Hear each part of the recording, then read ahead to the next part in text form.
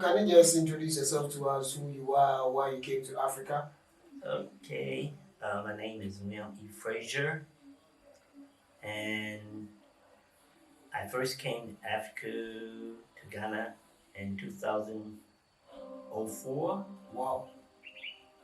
and I came every year after that 2004, 05, 06, 07, 08, 09, 10, 11, 12, 13. and I finally made my transition in the year 2011 or 12. Wow.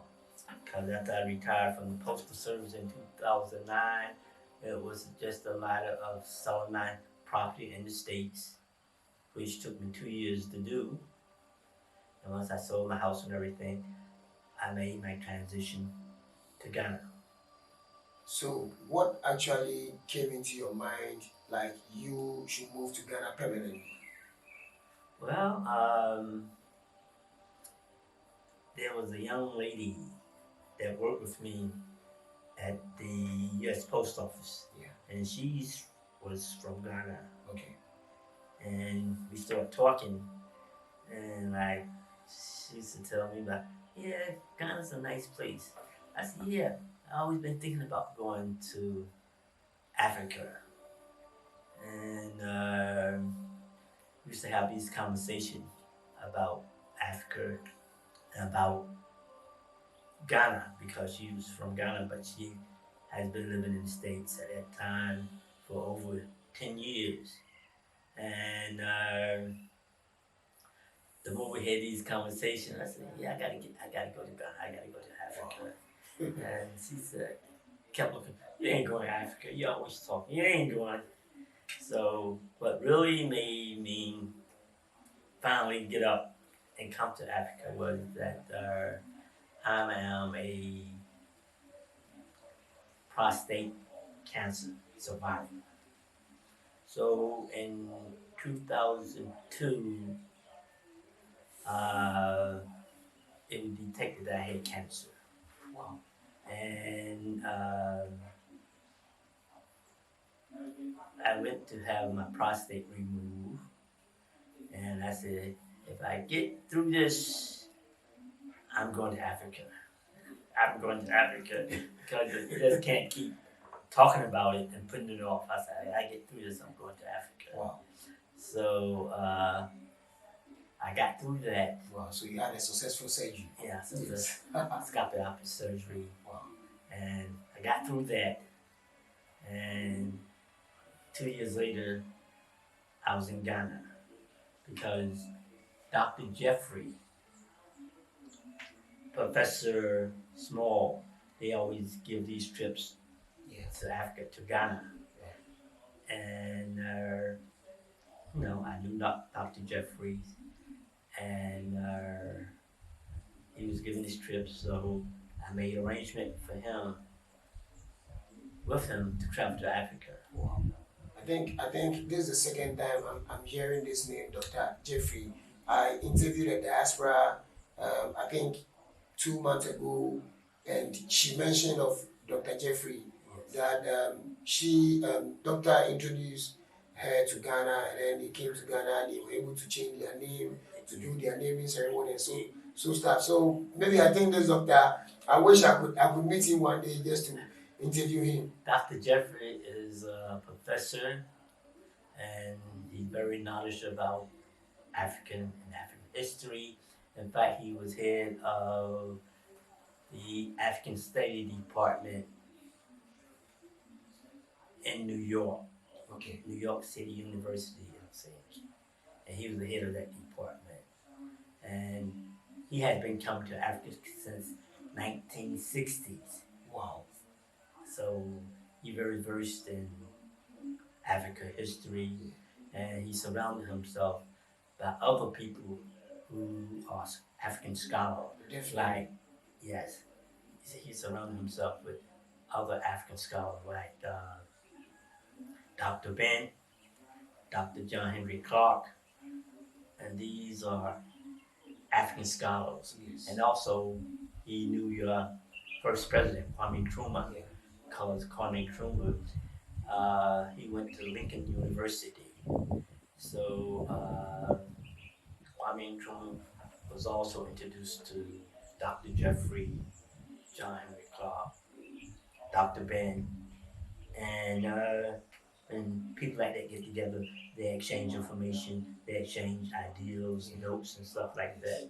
And there was a story about when your first president came to America. Um, he had Sanders on, and I think he was working on the dock where the ships come in and stuff. And the story goes like this was sort of like in the dead of winter, and dead of winter in America is cold. You can't be wearing sandals; your feet will freeze, and they probably freeze to the point of freezing off. So some of the African Americans got together and bought him some Timberlands. Those are heavy boots. So they bought him some. They said you can't make it wearing those sandals here. So they got together. Dr. Jeffries and some other people got together and bought him some Timberland boots, and that cemented a tight relationship with Kwame Nkrumah. And Kwame Nkrumah learned a great deal from those African American scholars, and Dr. Jeffrey and the scholar learned a great deal from Kwame Nkrumah. So it was an exchange of information. It was an exchange of knowledge between that group of people. So that's the history of Dr. Jeffrey and how he came to know Kwame Nkrumah. And also, Dr. Jeffrey lived in Newark. I lived in Newark. And my two of my sons, went to the same high school that Dr. Jeffrey went to, which was Barringer High School. And I'm sure Dr. Jeffrey was going to school in the mid 50s or early 50s at Barringer High School. And and also we did some work with other people together, like the Women's in Support of Know Your Man March. And I got to know him because I used to do a lot of photography work also, taking pictures of some of the group activities and stuff like that. So that's how I got to know Dr. Jeffrey, and that's how a lot of other people got to know Dr. Jeffrey because he was a community active. So he was very well known throughout the city of Newark.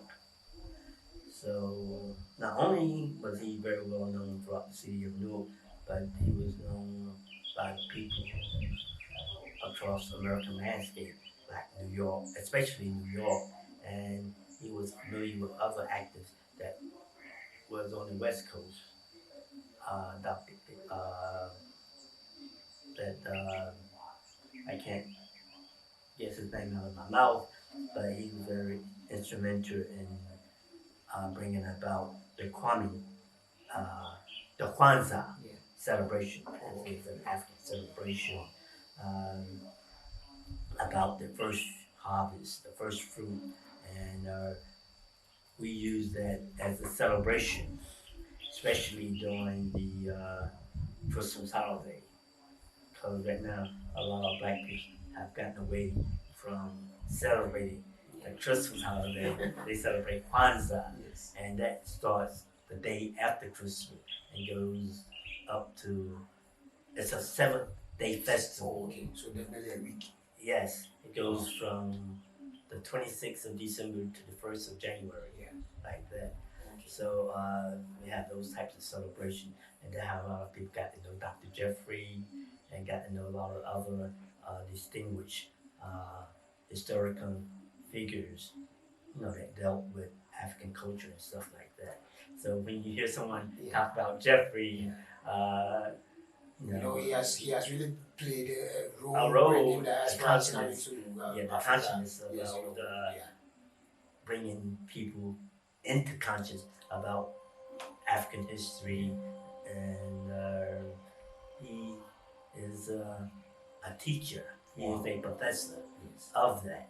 So he have touched a lot of Yes. people and got them interested in them visiting Africa, Yes. coming back to Africa and stuff like that. Wow. So that's whenever you see African American people, a lot of those people has been influenced by his teaching. Yes.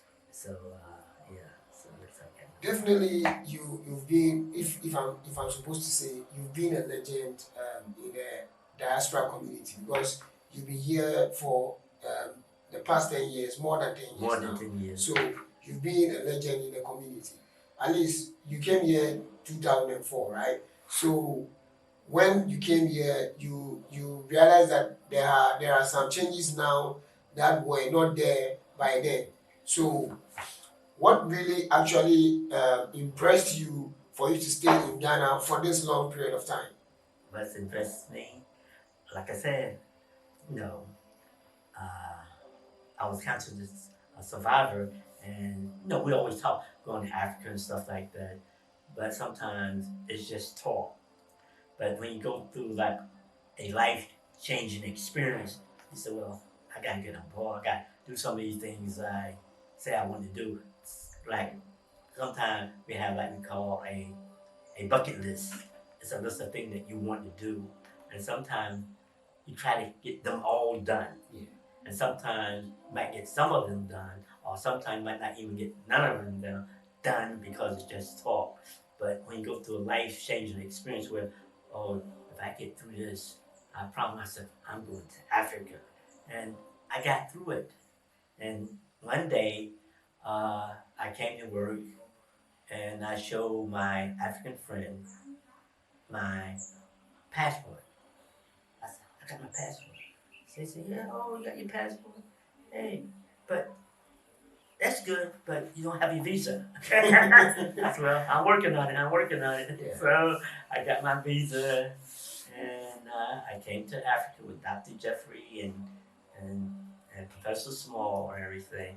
I had all my bags packed and everything else. They told me what to bring, and one thing you had to bring, you had to go get your malaria pills.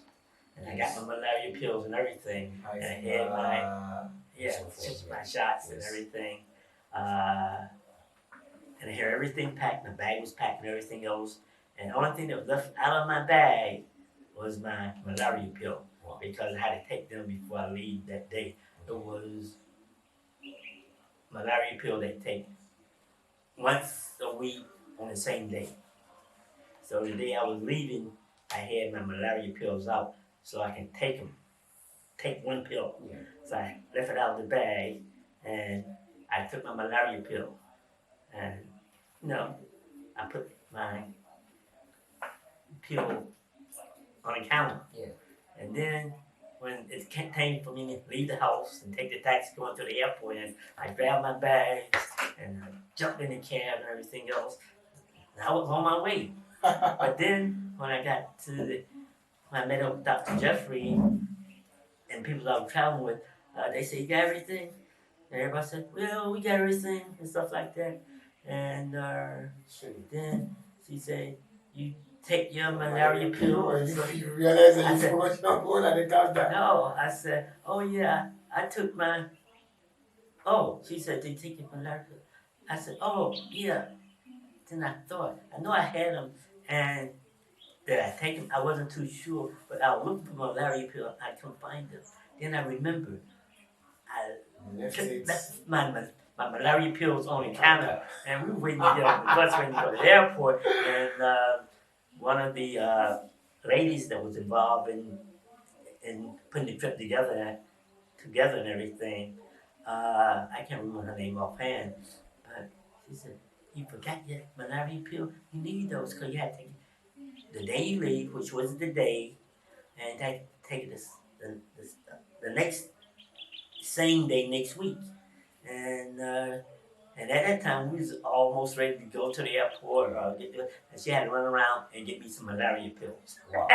So definitely, you guys were really scared because you think coming to Africa, you guys would be contracting malaria or anything of that. Yeah, that's a normal procedure when you go to some foreign country. You have to take certain uh, get your body um, uh, conditioning Yeah. to deal with that particular type of climate that you like. Africa is a tropical climate, and we don't have a history of malaria in the states. But coming here, you know, that's part of the environment that you're in. So you have been in Africa for a very long time now. So you might have seen a whole lot of things. You might have had a whole lot of experiences. Talking about just negative stuffs and other continents, or maybe the white normally talks about Africa.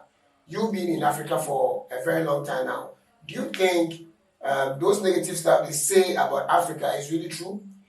No, it's not really true because in America, we are always taught about the negative things of Africa. We are inundated by American media that African is a country that is infested with uh, disease, malnutrition, travel conflict, travel wars, and stuff like that. But even before that, uh, in the mid 50s, early 50s, we was somewhat inundated with movies about Africa because um, in the early 50s, uh, my grandparents, they were the first ones to get a TV, and it was a black and white TV, Yeah. and they one of the main movies on the TV uh, was about Africa, and that movie was titled Tarzan. Wow. Tarzan. He was a European guy. Yeah. Uh, had a little um, some type of animal skin dressing around his waist, Yeah. and he would be swinging from trees to trees on vines. Yeah. Yeah, Yes. like that. Yes. And that was my first introduction about Africa. And it was a negative concept Yes. about Africa. Yes. So here's this white man, he could swing from tree to tree into African village and was able to beat the whole village of Africans. The African had spears, and he was able to beat the whole Africa, and he could talk to the chimpanzee, Yeah. hey, chimpanzee, hi, Yes. and the animals and stuff like that, or the elephant will trample the village and all that negative Wow. type stuff. But that's not the real African. Wow. So from a small child, a lot of African American children, that was their first introduction to Africa, and there wasn't any real study about African history in the school system. And in fact, they had something they called world history, but there was nothing in the history book about Africa, meaning that probably Africa wasn't a part of the world. Yeah. And then there's a thing where like Egypt, that's in North Africa, but they had you to believe that Egypt wasn't even part of Africa. So they had you to believe, and they would feed you this misinformation to you as a young child. And once this information is fed to you as a young child, and you grow up with that misinformation in your mind, uh, you have a negative impression about Africa. Like we will root for the white people to beat the Africans. Yes. You have a whole village of African people with spears, and the white man will come down and beat the whole People, village. like 10 people. Right, yeah, right, yeah. And go. And it wasn't just only the Africans that we were cheering against, but other movies that they made, like American Indians. When the white man came to American shores, they was welcomed to the shores by the indigenous people, the Indians. And for the first year, a lot of the white settlers, they died, they were suffering, and the Indian fed them, taught them how to survive, and stuff like that. And after that year was over, and these white people from Europe began to feel comfortable and begin to gain their strength and get well, they just killed all the Indians they could find. They shot themselves from the east coast of Africa all the way out to the west coast. And as they moved from east coast to west coast, they just shot up Indian village, shot up the buffaloes and everything. And when they showed movies about this, they had the white man as the hero and the Indian as the bad person, as the savage. They savage, and got where that we will believe that the Indian was the bad people and the white people was the good people, and the white people was superior and all that type of stuff. So it's been years of European telling their story, which is a false story. And any other race of people are the bad people. So it's just like throwing dust into our eyes and so forth. Right, for us not to know the right, truth, right? right, yes. Yes, behind us I can see there is a statue who is Dr. Kwame Nkrumah. How did you manage to put on the statue? And talking about Dr. Kwame Nkrumah, he's the best president in Ghana, if I may say. He was the one that brought the agenda of independence in Ghana. And he had a whole lot of agenda, changing the mindset of Africans and also uniting Africans together. Do you think the agenda of Dr. Kwame Nkrumah is what utilizing Africans now, or maybe it's what is utilizing African, or maybe like the agenda of Dr. Kwame Nkrumah? Do you really like it or do you support it? Of course, you can't help but support Kwame Nkrumah. That's why his statue is there. It's a constant reminder. When I wake up in the morning, I see Dr. Nkrumah. It's a reminder that he was Ghana's first president. He's the sole person that is responsible for Ghana gaining its independence.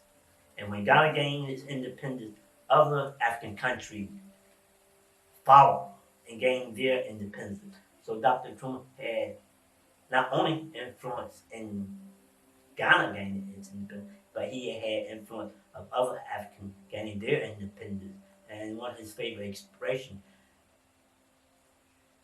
Ghana independence, if it's not related to the whole continent of Africa gaining its independence, it means nothing. Wow. Because he was a visionary and he could see beyond Ghana. Yes. And being that he was able to see beyond Ghana, he knew that the unity of the whole country of Ghana is necessary for the whole continent of Ghana to have economic independence. And sadly, other African leaders didn't see that because they had a meeting. I think there was like about 32 countries met to discuss to bring the whole continent of Africa. Union. Yeah. One Africa. Yes. One Africa. One Africa. Yes, because one currency. Yeah, that's right. One currency, one common government, language, one military, president, all that yeah, stuff. so forth. Because strength is in number. Unity is necessary. Because as long, give you example. One finger Yes. is weak, Yes. So but the fist, where all five Very fingers, strong. 4 fingers and the thumb Very are strong. together, it can make a mighty blow. yes. You can't knock nobody out with a finger. You can't knock nobody out with a finger. Actually, I just snatched a T-shirt, Aklevi Joe Africa the Key to the World. Yes. And, it's on sale on my website. It's on sale. So if you need some, you can just get some from me. I'll put the link under my description. If you need a t-shirt of Africa the Key to the World, you get some and then buy it. Would you like to take a tour with me to know what you've written on the Kwame Nkrumah statue? And we'll talk about most of his agendas and also his achievements, because I realize that you have some books here with third annual birthday celebration. Maybe you can also show us with the Ghana CD and so forth in it. It's quite a history. It's a history for everybody to learn. So we are learning today.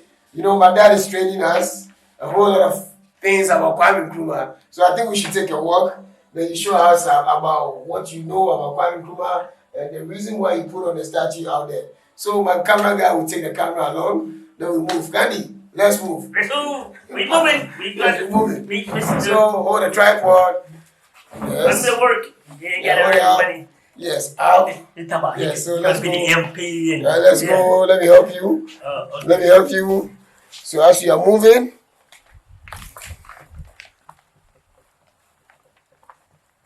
wow, that's actually Dr. Kwame Nkrumah. Let me set up. Yes.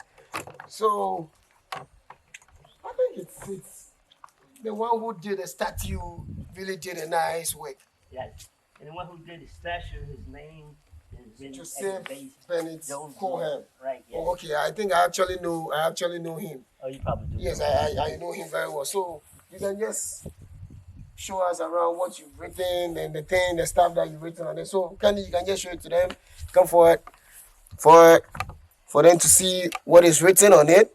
Yes. So what is written on So the you go back. on the plate here is this is in honor of the father of Africans, Okay. and he's been given that title, Okay. father of Africans, Yes. because he worked for the whole Africa. Okay. Because he was a visionary to know that it was necessary for the whole African continent to be free from the colonial yoke, because they had the Berlin Conference back in 1884, 85, and all these European countries got together and chopped up Africa and carved up Africa like a turkey. Everybody took their part, piece of Africa. So it's in honor of Dr. Kwame Nkrumah as the father of Africa. And on this plaque, it reads down here, and I'll read it to you. Okay. We the sons and the daughter of kidnapped Africans whose blood stained many trails from village on into the dungeons, canoes, belly of slave ships, crossing the Atlantic Ocean, on into the Caribbean islands, and on into American plantations.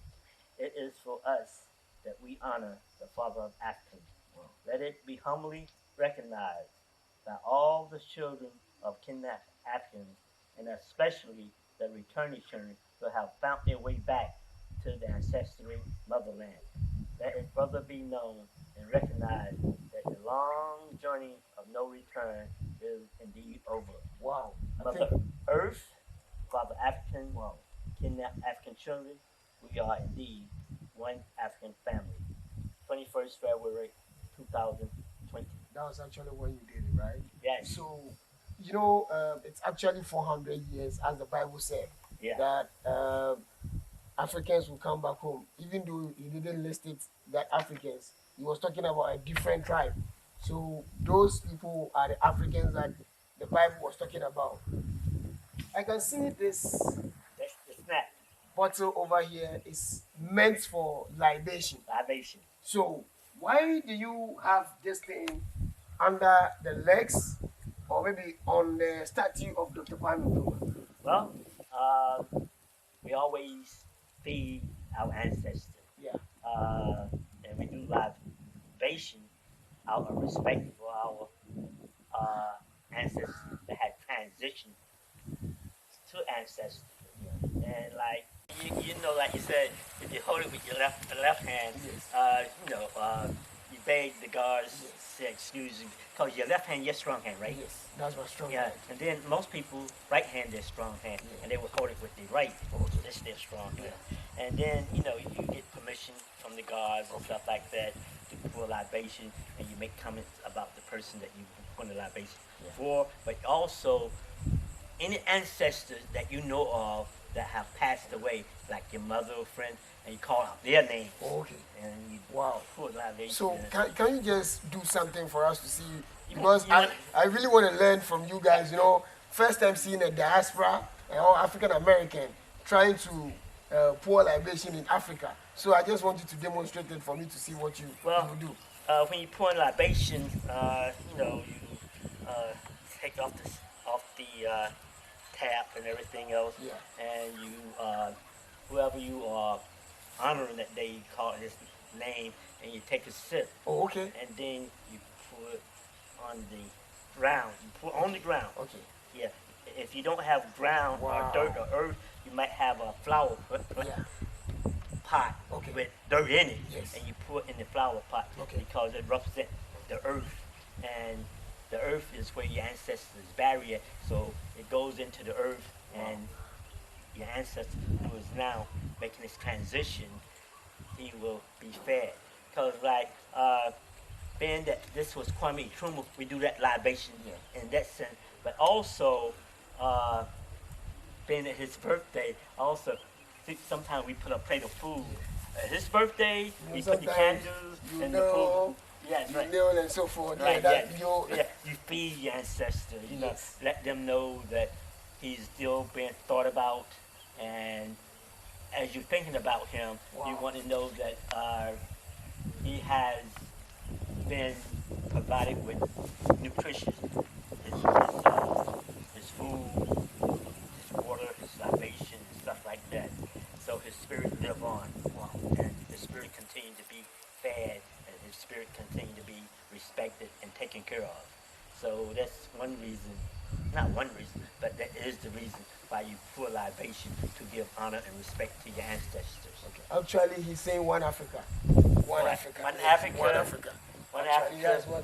That's what Forever, Kwame Nkrumah is forward, saying. forever, and never backward. One Africa. This hand means one Africa. We have to unite to be one Africa. We need one president in Africa.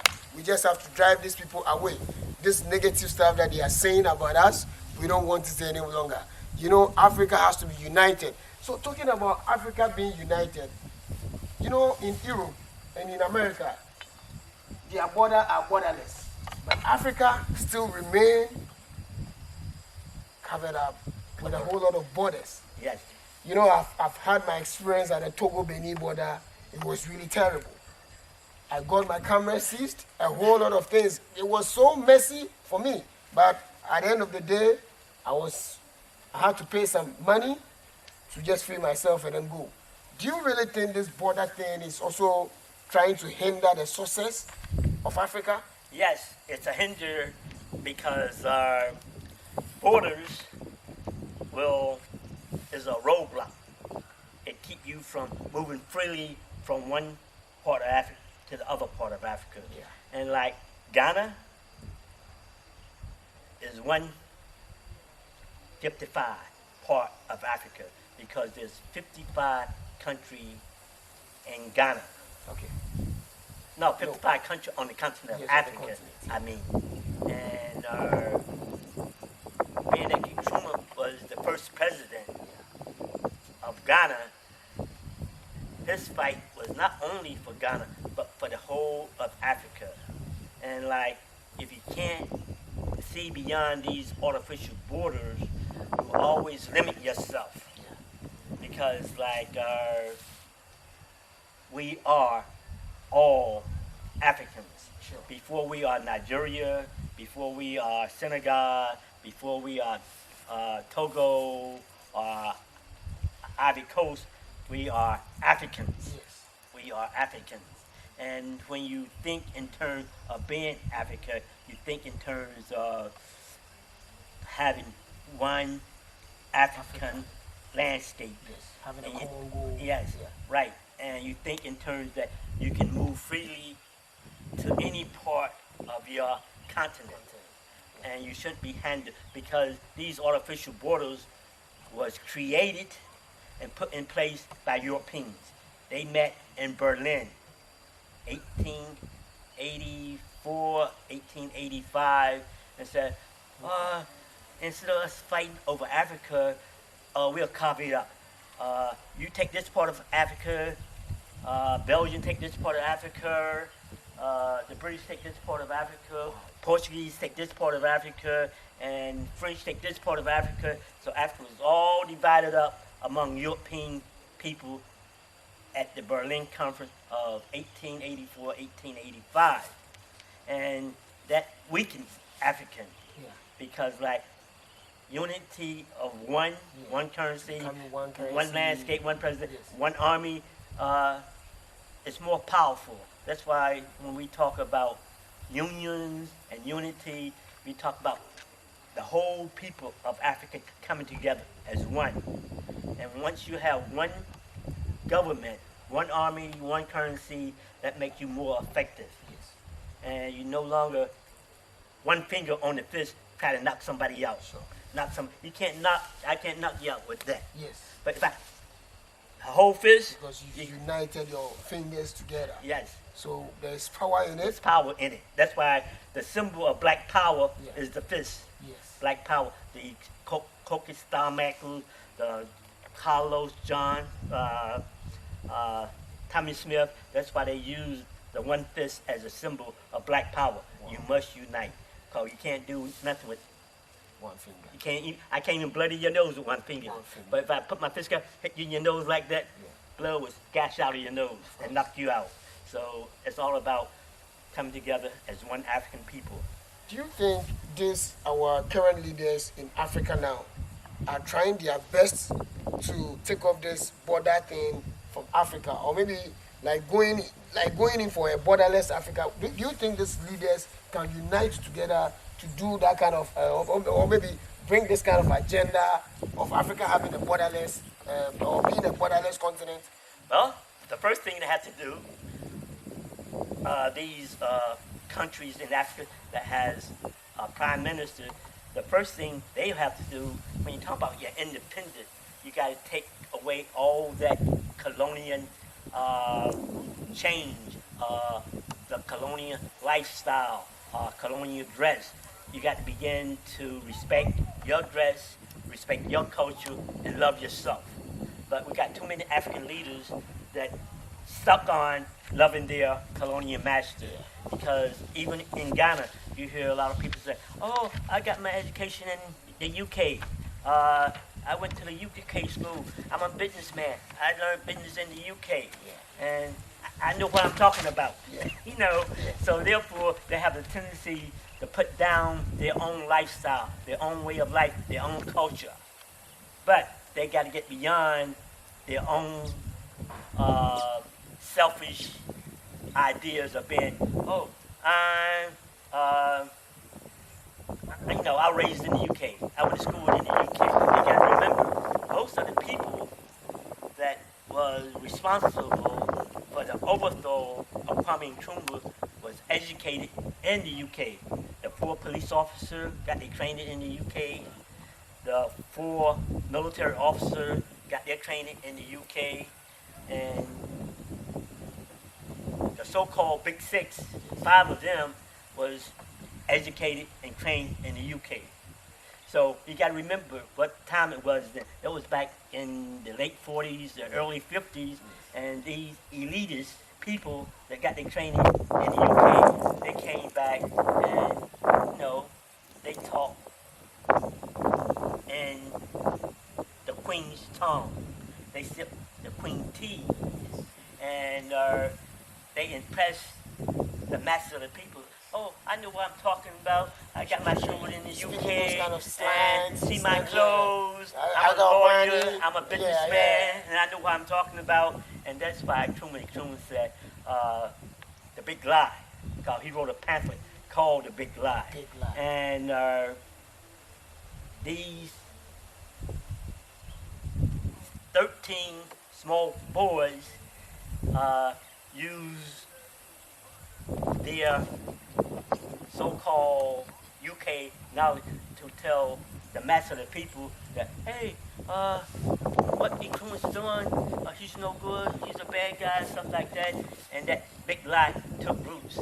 Because now, I'm from the U.S., and now there's a thing in America where you got media or you got Trump that spreading a big lie, and people fall for it, and a lot of them believe it. And that what led to the downfall of Kwame Nkrumah, because you had these so-called elitists going around spreading the big lie that, he don't know what he's talking about. Kind of selfishness and stuff like that. Because in order to be a great leader, you have to love your people. You can't be selfish. Wow. But you got some people are very selfish, and they want the whole thing by themselves, and they want to promote themselves as the big person. I'm the president and stuff like that. But you need the support of all the people, and that what made Truman so powerful, because he didn't isolate himself, and he allowed everybody that wanted to be a part of his party, which was CPP, to be a part of it. And a lot of people in his party was women's, rocket women's and stuff like that, because still now, 2023, but in late 40s and early 50s, a lot of the African women wasn't involved in politics. And half of your population is women's, girls, and stuff like that. And when you ignore that part of your population, you're not going to win no election, because all these people are going to have to be included in your party, and you have to support them, and you have to fight for them.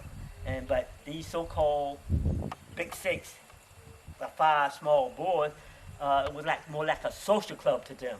It was their social club where they only allow their family members and their friends. And you cannot run a country just with your family and with your friends. So you need a whole variety of people that you have to fight for, and people that will support you in your movement. And that what caused that what caused Kwame Nkrumah to come into power and to be the person that he was, because he opened himself up and allowed himself to listen to other people, not just in Ghana, but throughout Africa and even beyond Africa. That's why I say he met with scholars that was in America, the Henry Clark, Professor Small, Professor Jeffrey, Professor John Henry Clark, and Ben John. So he was willing to listen to a variety of people, and most of these people was people that looked like him. They had skin like him. Yes. They are all blacks. They all black. Yes. It's more important. So that's what made him such a powerful figure. And even today, Kwame Nkrumah lives on.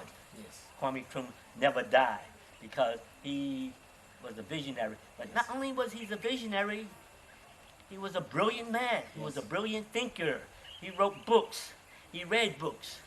And when you read books, write books, and stuff like that, your whole mind is opened up. Yes. And you have so much powerful. Knowledge is power. And he had the knowledge. And that's why his name still lives today. He's been dead ever since over 72. He died in 72, I think. And that's been over 60 years now, I think. More than 60 years. Yeah, more than 60 years. But yet, people still talk about him. People throughout Africa know the name Kwame Nkrumah.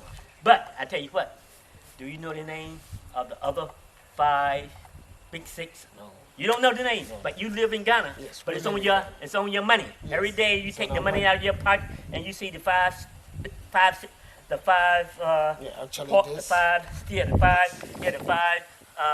other people. You don't know their name. A lot of the children in Ghana don't know their name. Yes. And if you don't know their name, so what role do they play in gaining Ghana independence? You don't know their name. I don't know their name, but I know Kwame Nkrumah's name. And most people in Ghana know Kwame Nkrumah's name. People outside of Ghana know Kwame Nkrumah's name. But the other 5, you don't really know their name. Yeah. They have no history behind their name. They have no history of being African liberation fighters. They have no history of holding any kind of office in Ghana, any kind of elected office. They never was vice president or president, or they might not even been part of parliament. So they have no history behind your name. Kwame Nkrumah has a vast volume of book information behind his name. So Wow. that's why you have to celebrate them. Yeah, That's why this statue was put here, a constant reminder. And like we have his celebration every year, we have people that come out and show respect for him. Maybe next time I would like to join the people who come see to celebrate with the for the next time. So maybe just in case the time is due and if I'm not calling you, please kindly give me a call and then remind me, please, I'm just begging you, so that my viewers will also watch what you normally do out here, for them to also see. Maybe they might be also interested in coming here to worship with you. That's good. Definitely, I don't want to stress you much. You need to sit because you being an old man, I'm only 75. I know, so and I'll be 76 yes, next Saturday. I don't want to stress you, so I wish you could sit and relax yourself. So I think we can take a walk. Take a have walk? Yes, you have a seat. Do you really think democracy in Africa is helping us? The Democratic in Africa is helping you? No, because nobody has really been able to put a good definition of what democracy is. Okay. And like my friend, one of the great Africans, Okay. liberation fighters, revolutionary fighter, Malcolm X said, if democracy is so good, you wouldn't have to force it on people by the barrel of a gun. If it was so good, they'd be out there grabbing it. They want more of it, and they'd be grabbing it if it was so good. So, democracy. America claims to see the greatest democracy on planet Earth. But America has a lot of violent history behind her name. In fact, American has did a lot of harm to people throughout the world.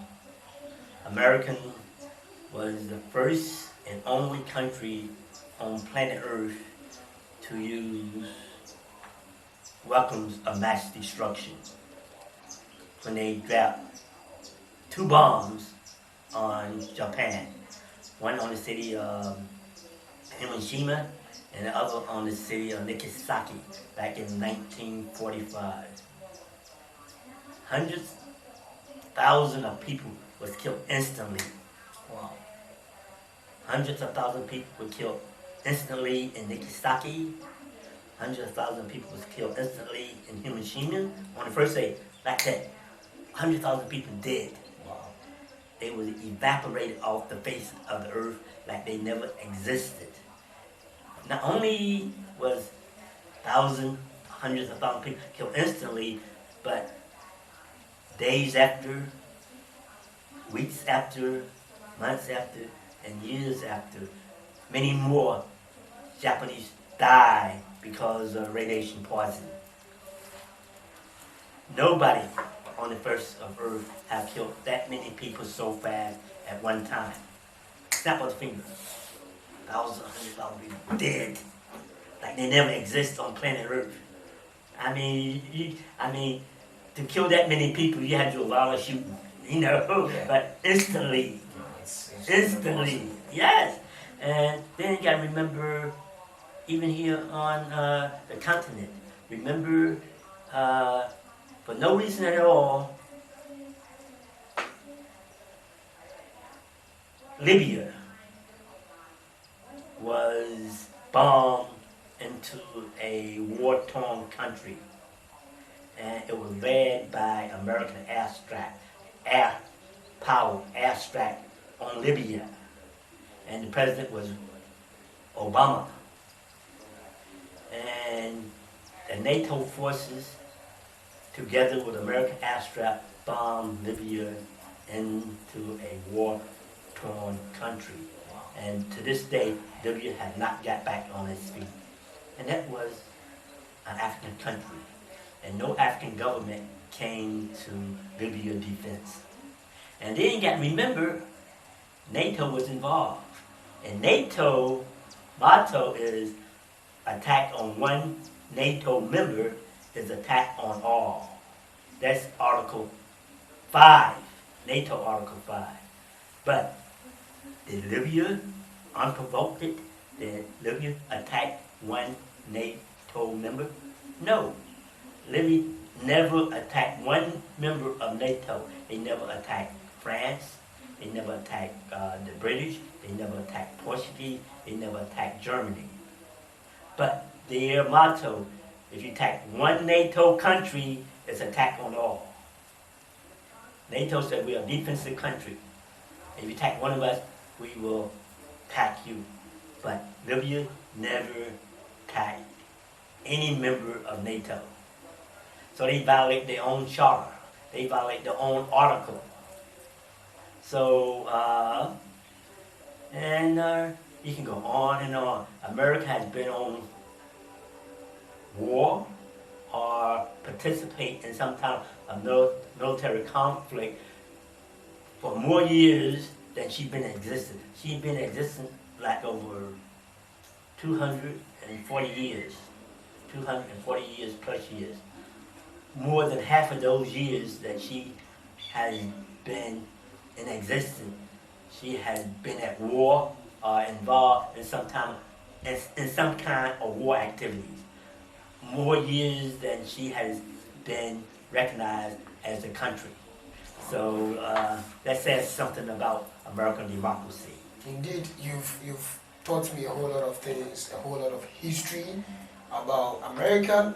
You've taught me a whole lot of history about me being an African. You know, I've learned something from you again today. But I just want you to explain something for me.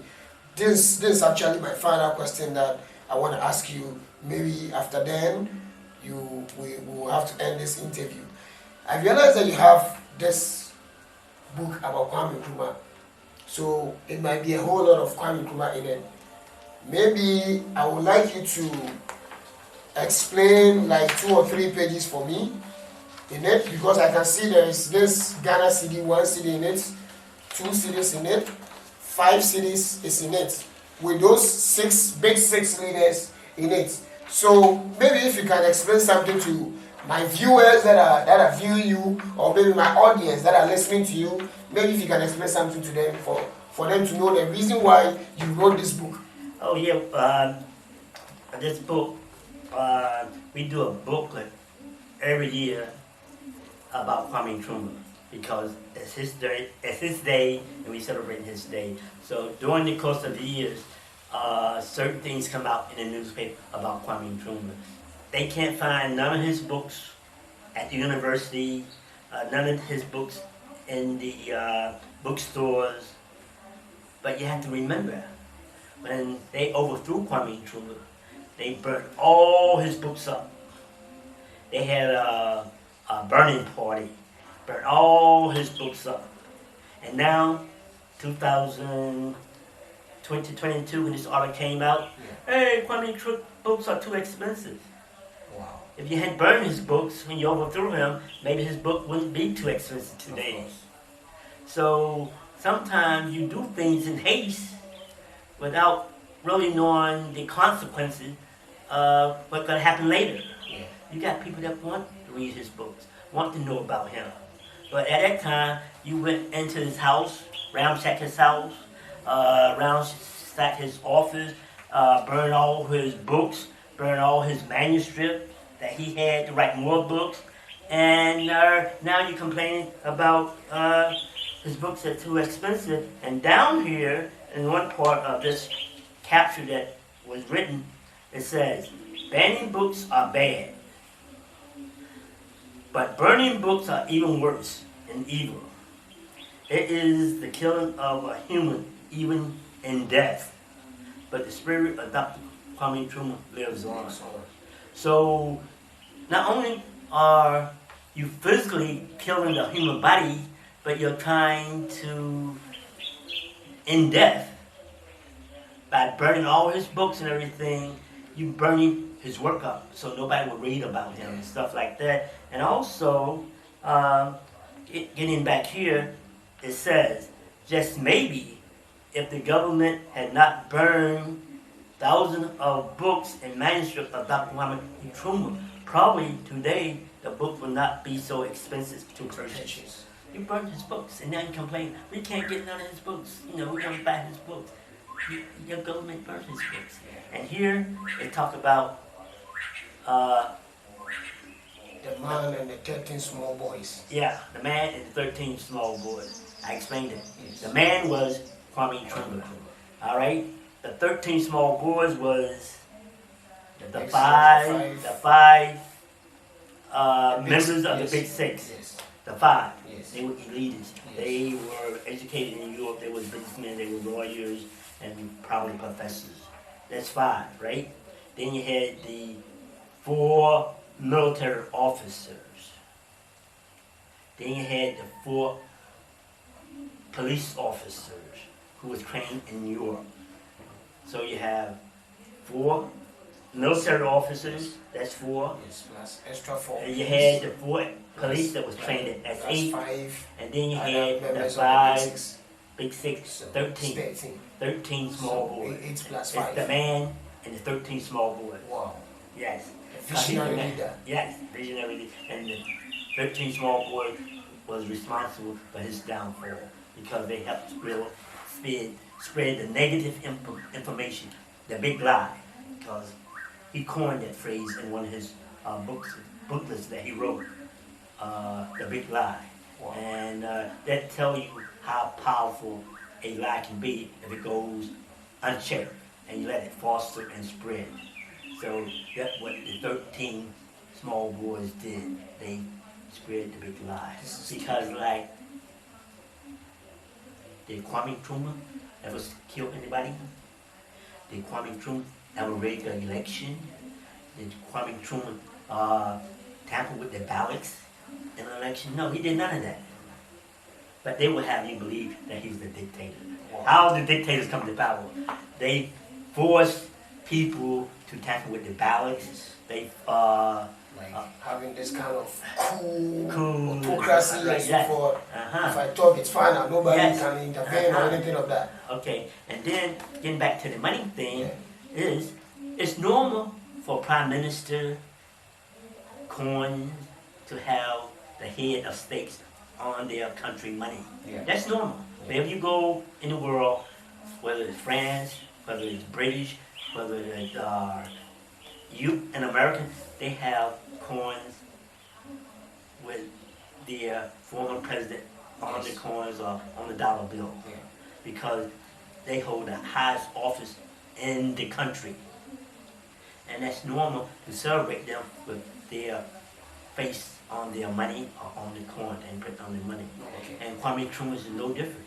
But when you have the 5 Big Six, the 5 people that you don't know, Yes. that never Six, held, excluding Kwame Nkrumah. yes, when you have 5 people, but he never killed anybody, he never rigged the elections, anything of that sort. So how can you call him a dictator? He was elected by the mass of the people. So, my last question that I want to ask you.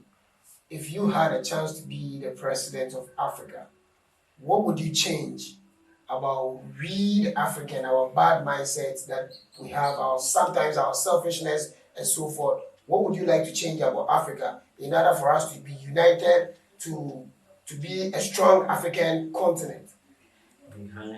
Well, you already have the blueprint. I mean, Nkrumah laid out the blueprint. Okay. It's just that at that time when he laid it out, I think it was like 32 prime ministers that was at this conference where he spoke about African being united as one large continent, as one large country. So it's already been laid out. And you just have to follow that blueprint where you begin to meet with other African leaders, tell them how important. Because although in name they have their independence, but physically they don't because they still have this colonial mentality. They love their colonial master more than they love themselves. Uh, you have uh, Ghanaian bragging about, oh, I went to school in the UK, I'm a businessman, I know what I'm talking about. And at the same time, you have French telling their uh, political elected leaders, oh, I go to Paris and I was educated in Paris, in France, and stuff like that. And they speaking the French language and everything else, just like here in Ghana, you speaking the colonial master language and everything else. And another thing, not only are you speaking, you are forced to speak it because they cane the hell out of children in school. If you speak Fanti, that's the bad language. That's the devil language or whatever they want to call it. And if you speak it in school, they cane you. Not only they cane the young girls, they cane the boys and stuff like that. It's terrible. And over here in Almena, we got a preschool where small children go, 2 years old, 3 years old, 1 year old, and got a sign up there. You must speak English. I mean, your, your mother tongue is very important. That's the first tongue you hear when you come out of the womb. That's your mother tongue. Yeah. That's the most important part of your culture. Yeah. That other people know who you are, whether you're Fanti, whether you are Ashanti, whatever. That identify who you are and your place in the world, and your place on the continent of Africa. But when you take your mother tongue away from you, they take a major part of your culture away from you. Wow. Okay? Okay. So, What would you like to tell people out there watching you in a simple way? Maybe you like them, you like them to hear something from you. So, do you have a message for your fans that are watching you on Aklevi Joe? well, my fans and the people that I respect most is my African brothers and sisters because we are one people. That's why you hear the name One Africa. And there was a lady, Amicus. Yeah. She has a restaurant in Almena Yes. called One Africa, Wow. and she emphasized One Africa, and that only means that we are one people, and if we want to move forward and regain our rightful place in the world, we have to unite as one people. Yeah. To be strong. We have to unite as one people. And like I told you, I can't knock you out with my finger, but if I take my fist and put it together, pop, you fall over. Sure. Yes, and that's what unity is all about. Unity is about bringing about your security in the world. But as long as you are divided, which the Europeans did during the Berlin Conference in 1884-85, they carved up like Ghana was a turkey, like Africa was a turkey, and everybody had a piece of the turkey. Somebody took the drumstick, somebody took the breast, somebody took the wing, and they just cut the turkey up. You take this, you take that, and after they carved the turkey up, the turkey couldn't do nothing. Of course. He didn't have no legs. He didn't have no wings. He didn't have no neck. He didn't have a head. He was dead. And that's the same way Africa will be if they don't unite and be one powerful force. Wow. Because you know what? Africa got all the resources in the world. Africa got anywhere from 60 to 70% of all the world resources. That's why all these European countries come here. But you have to learn to use your resources for your people. Sure. Your gold. I had an article where Ghana was the richest country in the world. Let me see, do I have it here? Yeah. Do I have it here? Let's see, do I have it here? Okay, I don't. I should have brought it up. Africa is the richest country in the world. They got $560 571 trillion US dollars of gold deposit on the soil of Ghana. 571 trillion worth of gold deposit in Ghana. That's why it was named the Gold Coast, the land of gold. Yes. No, in fact, the next country that came close to them had only about 60 trillion. Okay. Was it South That's the Africa? second country that was either U.S. or China. Okay. But Ghana had $571 trillion of gold deposit on its land base. Wow. The richest country in the world. But Ghana don't act like the rich. She's a beggar. She begs. She begs. She go beg the IMF, International Monetary Fund. Right? Yes. Yeah. Go begging for what? $3 $3 billion? billion. Chicken feed. Chicken feed. She got 500. And before you go, I will show you the article. Yes, even my driver can even pay that money to Ghana. Yes. So with $571 trillion, the richest country in the world, why should you be begging for $3 million? It's obvious. Chicken feed. Chicken feed. You feed your chicken feed, chicken feed, chicken feed, you know. Yes! Yes! Why?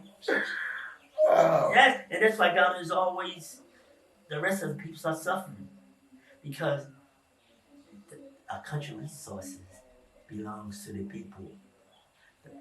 $571 trillion. Everybody in Ghana should have $1 million in their savings account. Sure. Every Ghana should, hey, where your $1 million at? Huh? Where's your million? Every Ghana should have $1 million in the bank, their savings account. Wow. That type of money. Every Ghana family. Has to have that money. Wow.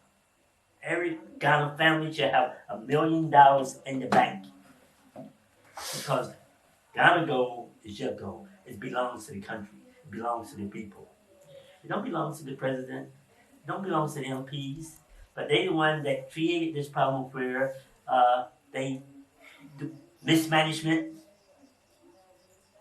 the resources. They give it away. I heard that Ghana only get 5% royalties from the royalties on their resources. And the other 95% goes to foreign investors or goes to their former colonial masters. Wow. This is really deep. You know, if you are watching me, please do your best and subscribe to my channel. And I will put my father's social media handle on the YouTube description. So as you're watching the video, you can also check his page. Maybe if you want him to teach you a whole lot about Africa, maybe he will be in a good position to teach you. Like as I said, I'm in the journey of Africa, the key to the world. So if you really support this agenda, you can purchase a t-shirt from me. I have a GoFundMe page. You can also support me on my GoFundMe page. Anything or maybe any support that you want to support me, I'm ready to be with you. So if you want to support me, please, I am willing to take your support. So as you're watching me, you subscribe to my channel and you hit the notification bar so that anytime that I post a new video, you get to see whatever I've posted. So I think today we've learned a whole lot from our father, from our grandfather, from our uncle, and everything. So as you're watching, you keep following us, you subscribe to our channel. Bye-bye. Bye-bye.